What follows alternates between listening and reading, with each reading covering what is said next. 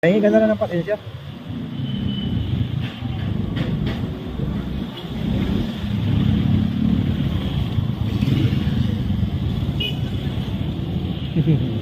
Pulubo ang puta.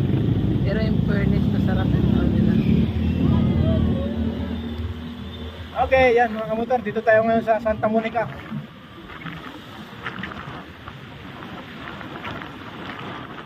Grabe rin yung mga sakyan dito.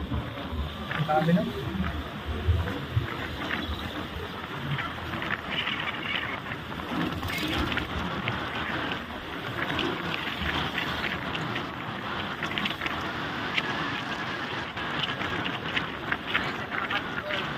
Nabinigay mo panahon. Bigyan mo ng panahon. Yan ang mga ganyang nagmamotor na oo, sabihin natin matagal ka na, veteran ka na, pero kung nasaan ko, tinignan mo. Alam mo, kalapit ka na sa balupaan mo, bakit sa kabila ka pa gumataan? Tapos mag-signal ka, hindi ko, ang layo na niliwa ko, pag alam mo malapit ka na, hindi mo, nakaliwa ka, dito ka na daan. Pumunta ka na dito, yan ang motor, yan. Hindi ko sabihin, para once na sumignal ka, malapit ka, wala ka na, susunod tayo, hindi ma-i-endure mo, hindi nakulo, nakupanginig ka ng ulo. Pag isa, pag gusto mo malapit ka naman makanan ka, dito ka dumaan, yan, intindihin nyo. Para once na mag-signal ka, matik yan, pwede ka na kagad makatabi. Naintindihan nyo ko. Huwag yung, dito ka dumadaan sa kanan, dito, tapos isignal ka, kaliwa, ang dami mo sa kanan, ano kayang sumusunod sa'yo, awa-awa. Oh, ito, binaha pa, ano tayo, yan, mga kamotor, binaha na rito sa ano, sa Santa May Monica. bukas na mo, may tuloy doon. Siguro kanina, malakas ang ano na yan. Hindi eh, walang ulan eh. Ay, wala. ulan. Hindi, May ano na, parang may tubig na putok, nagakulo. Ah, yun lang, may bukal. Bukal. Bukal sa loob talaga ang umawas yan. Bukal lang motor district. Ano naman itong gimmick na to, ba't dito na naman tayo sa kabila pinadaan, may naikot-ikot na naman. Kasi nga, ginagawa na naman ang kapila. Sabi pa nga sa kanta, at ang hirap ang yata ito.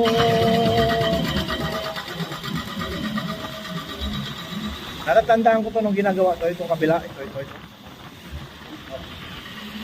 Nung binabasag nila dyan,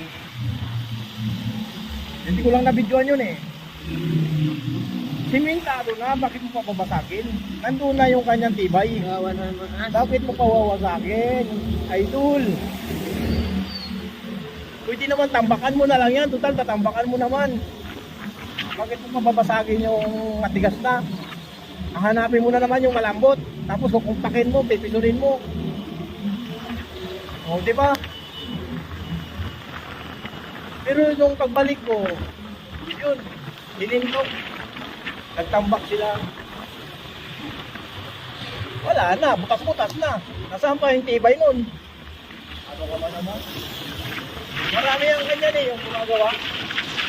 Kahit sa mga building na ganyan eh. Halimbawa, matutugtog ka. Kalimutan. Tapos nagdadaanan ka ng building. Ang ginagawa, kakatingin yung dadaanan ng hollow block. Para ibaon yung hollow block. Pinakamalaking mali yun, mga kamotor. Akala ko lang yan sa trabaho, ganyan. Kasi, matibay na, ilasak mo pa eh.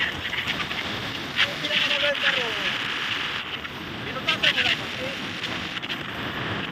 Halimbawa, bakal ng fluoride yun eh, nasa 4. Nagkasas na nakawala. O kaya ulan na siya. Ulan mo ng bakal, pinakadawil niya. O, di ba? Parang din, ay tibay. Ito dyan, ang gabi na tinapay.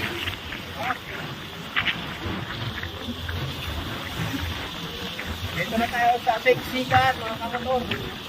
Ito, maambon-ambon na. Sana, huwag nang ibagsak yan. Malayo-layo pa ang biyahe namin. Mangingisda pa. Sa nakaramdam ko, walang dito. Masang-masa, oh.